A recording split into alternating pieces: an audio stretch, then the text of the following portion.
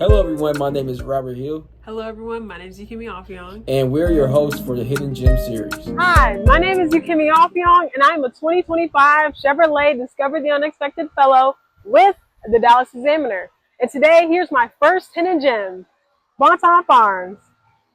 Bonton Farm started out as a very small garden in Bonton, but it's grown to 2 fully functioning farms, a cafe, a coffee house, and a farmer's market. They grow organic food and also help educate people about the importance of healthy food. I had the opportunity to talk to the chairman of the board, Mark Jones. We're more than a farm. We're more than a coffee shop. We're more than a restaurant. I'm in the people business, and it's about the joy that people get when they come to our farm.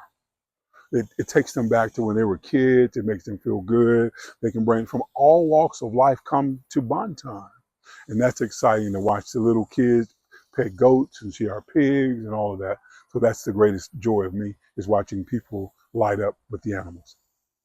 This farm has helped reshape the community since 2014.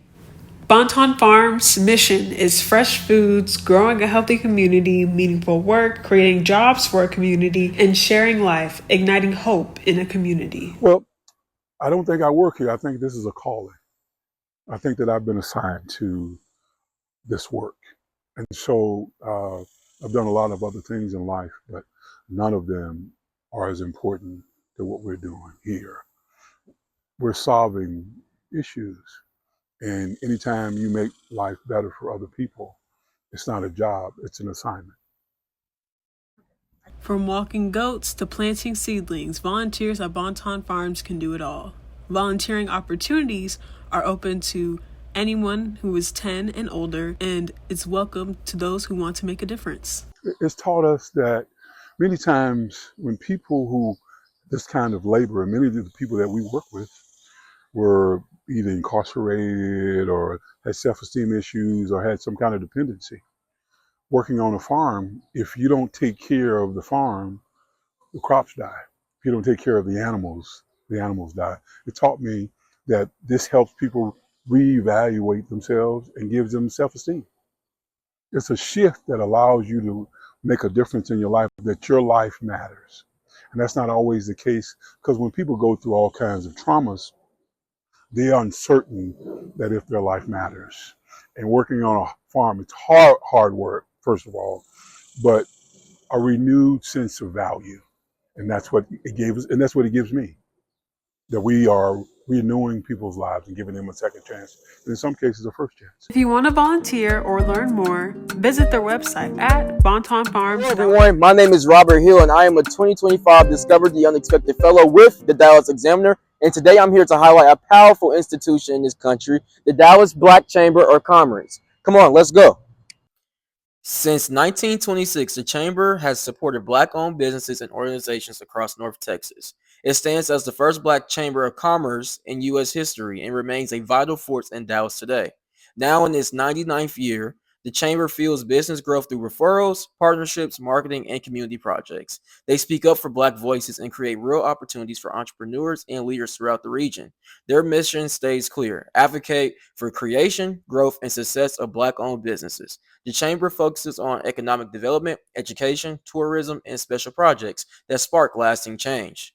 Leading the charge is President and CEO Harrison Blair, a proud HBCU graduate of Prairie View A&M University and Texas State University. Under his leadership, the Chamber continues to move with purpose and momentum. It has been the honor of my career up to this point. This chamber has been responsible for people who've not just changed the city of Dallas or the state, but they've changed the country. When Martin Luther King is giving his great speech in the March on Washington, this chamber has launched a number of opportunities for Black people. It means that this is not only your table, but it's your chair, and you decide how it makes impact in the rest of the region and the rest of the country. So I'll say it's an honor in my life and career. One of their signature programs, the Black Business Bootcamp, equips entrepreneurs with tools and strategy through workshops led by industry professionals. The Chamber builds a strong network designed specifically for Black business owners to thrive. The Chamber also creates powerful moments of connection through events like the Quest for Success Summit, Powered Breakfast, and the End of the Year Gala. As the Chamber approaches its 100th anniversary in 2026, it continues to build legacy, fuel innovation, and shape a stronger future for Black communities in North Texas.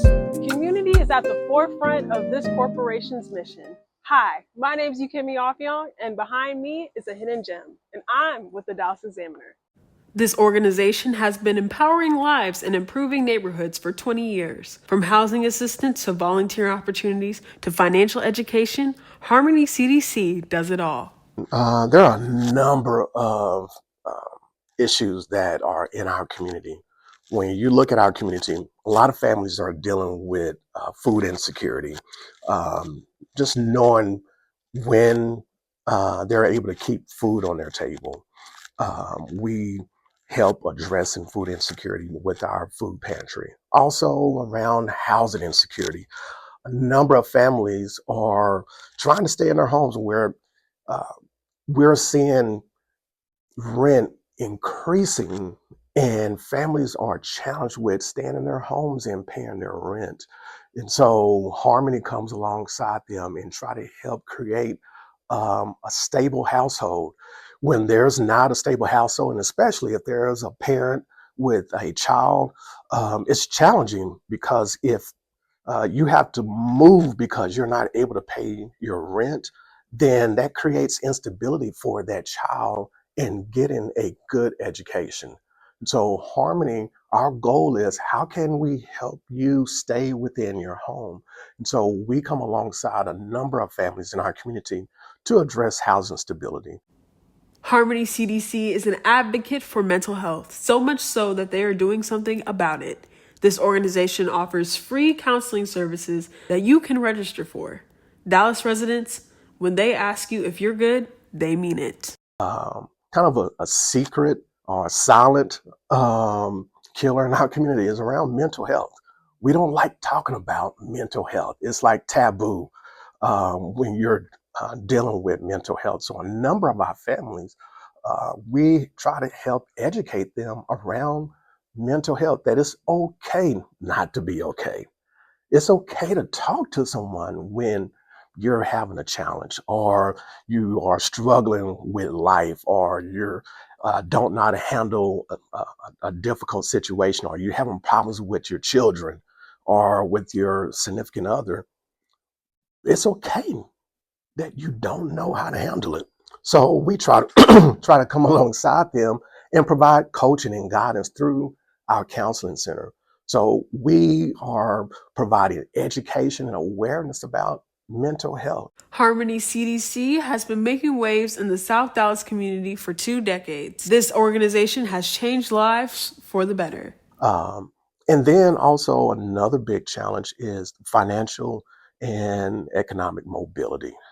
Um, we want to help our community, not just giving them a fish, but teaching them how to fish.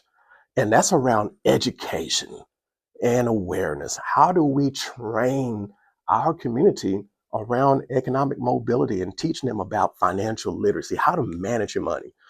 In most households in our community, they don't talk about money. They don't talk about how to be a good steward of your funds and the money that you have. And so we try to help educate our parents and also the children around how to manage money and financial literacy and education. I was able to receive a tour and really see what Harmony CDC is all about. Another huge part of Harmony CDC is the food pantry. Residents with zip codes are able to sign up for monthly food pantry access. You can help by donating or volunteering. Everything counts. My name's Ukeme Offiong. I'm with the Dallas Examiner, reporting from the heart of South Dallas. Hello, everyone. My name is Robert Hill, a 2025 Discover the Unexpected Fellow with the Dallas Examiner, and today I'm here to spotlight a powerful organization that has youth development in the forefront in Dallas, Texas, Big Thought. For over 30 years, Big Thought has led the country in arts education, after-school programming, social-emotional learning, youth justice, and learning systems. From the start, their team has equipped young people with the tools to take control of their lives and shape their future. In 1987, Dallas civic leaders Edith O'Donnell and Mitch Jericho created the program as a local branch of young audiences. They placed artists in classrooms, restored the arts when schools removed them, and built a space where creativity and culture came first. By 2004, the program evolved into Big Dog, a name that reflected the bold ideas and broader commitment to impact youth across Dallas and beyond. Big Thought empowers youth in three strong ways. First, they build direct youth programs. They run after school and year round sessions that sharpen the minds and strengthen imaginations. Second, Big Thought brings partners together to form stronger learning systems. They link schools, nonprofits, and city leaders to deliver long term change. And third, through the Big Thought Institute, they train and consult with outside organizations. They lead workshops, guide strategy, and share insight to help other cities uplift the youth the way Dallas does. To understand more about the vision behind this work, I spoke with Aaron Alford, the president and CEO of Big Thought. It's evolved to really think about the arts, but also creative thinking. So we create creators, and we want our young people to be leaders, think about the way that they can be creative, and use that creativity to really take on to the next aspect of their lives. It's really an immediate needed skill to kind of be thriving adults. So we believe in the foundation of creative skills. Big Thought's work doesn't just stay in classrooms. On July 31st and August 1st, the organization hosted a 2 day student showcase where youth presented their art, performances, poetry, and more. The showcase celebrated creativity, resilience, and growth as students shared the results of their hard work in front of community members, mentors, and peers. I attended the event and spoke with Vincent Coronado, Big Thought's senior manager of creative voices, about the impact of the showcase and what he hopes young people take away from experiences like these. Having their voices heard and seen, I think that's the most important thing. A lot of young people come to us, they're real quiet, they're real reserved, they're really sheltered off, they have walls built around themselves, or they're literally in cells when they come to us.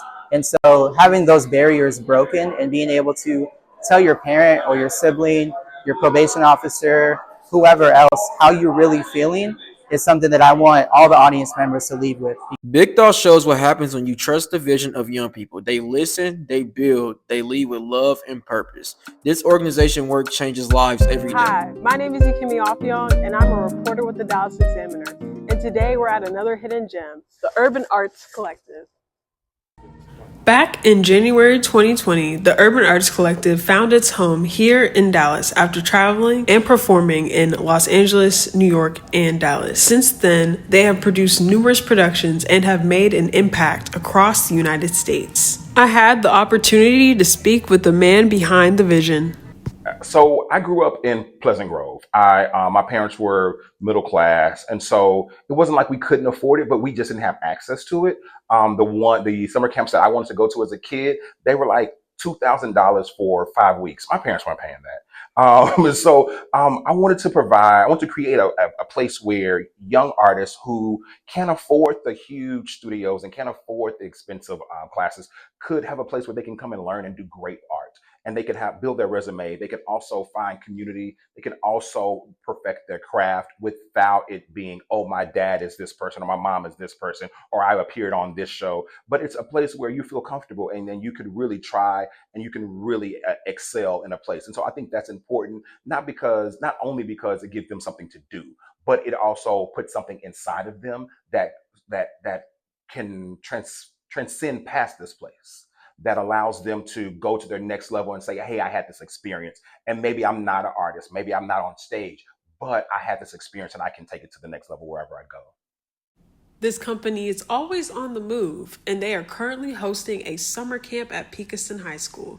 This camp not only showcases skills on the stage, but also trains kids about the skills that it takes to be behind the scenes. What I really want people to know is that we are in the community and we're for the community.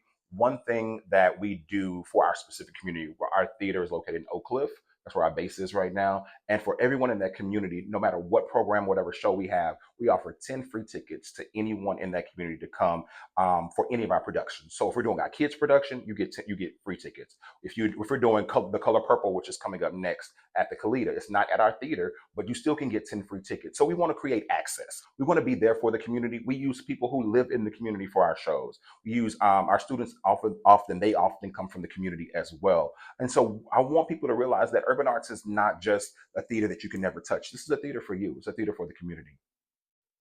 This company is not only a place of art and dance, it's also a place of writing and cultural expression. The company's free quarterly magazine is dedicated to Black art, music, and dance. Another event that happens during this company's season is the Urban Arts Collective Festival, which receives talent from all over the world. The Urban Arts Festival is my baby. It's one of those, like, I have a lot of babies in the programming because I put my hands on everything. But I love the Urban Arts Festival. It takes about 9 months to plan. So when we end the next festival, we take a breather and then boom, we're right back planning the next festival. Because it's really 3 days. So we do a music festival, we do a theater festival, and we do a film festival. In other people's organizations, that's 3 different entities. We do it all packed into one giant festival. So it takes a lot to plan, but also it's because we bring so many artists together. We have filmmakers from all across the country submit, all across the world. Actually, we had somebody from Kenya who submitted.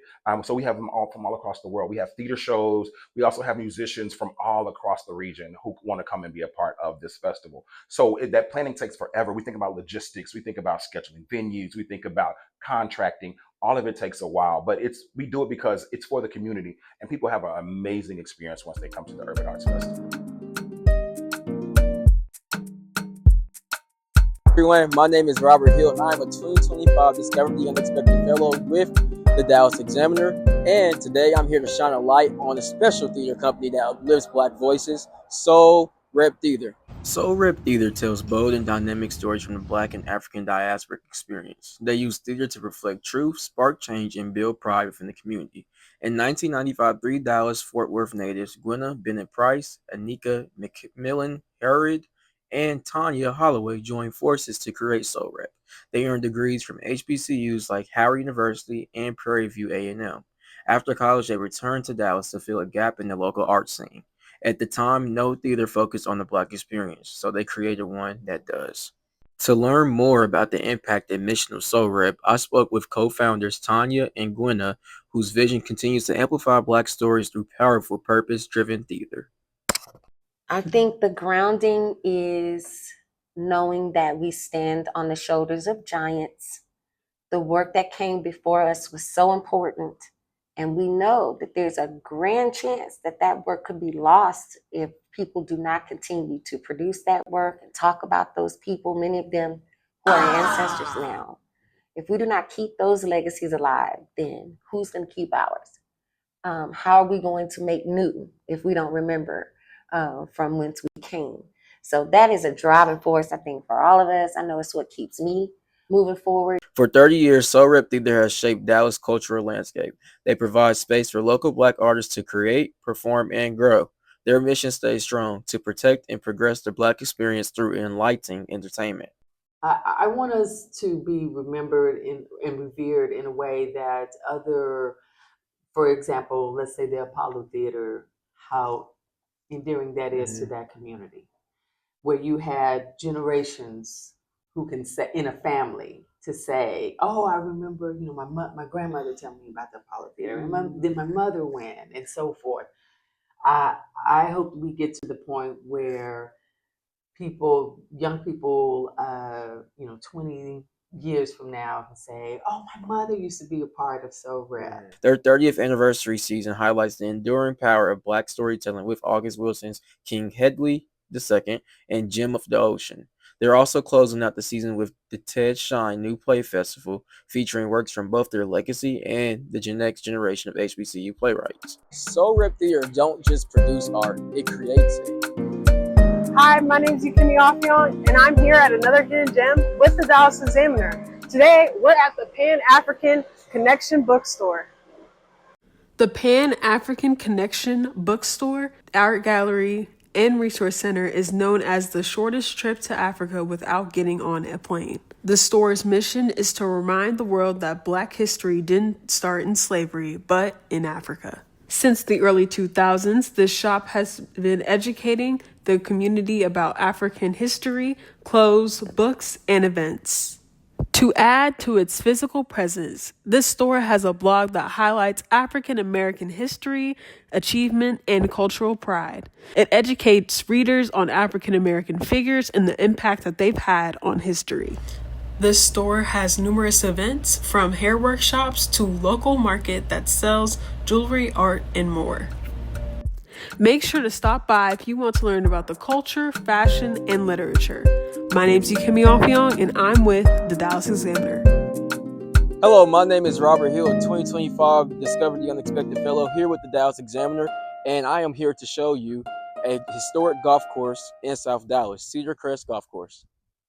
Albert Warren Tillinghast designed the course in the early 20th century. He shaped some of the most iconic golf courses in the world and earned a spot in the World Golf Hall of Fame as one of only 6 architects ever inducted.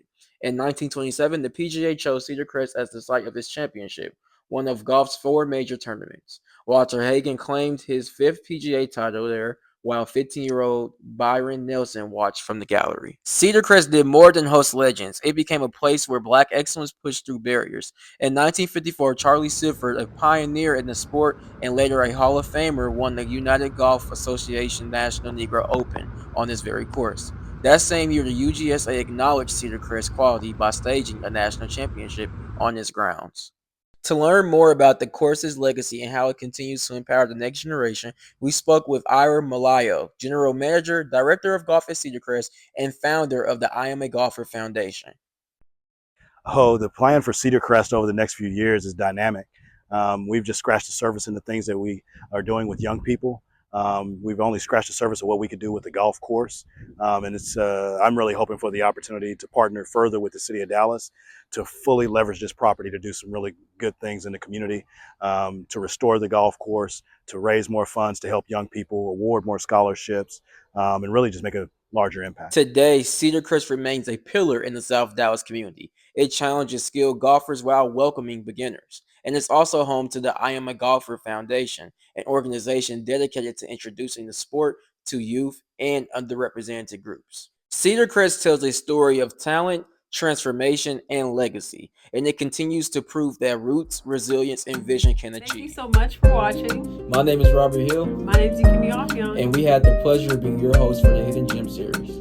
Thank you again.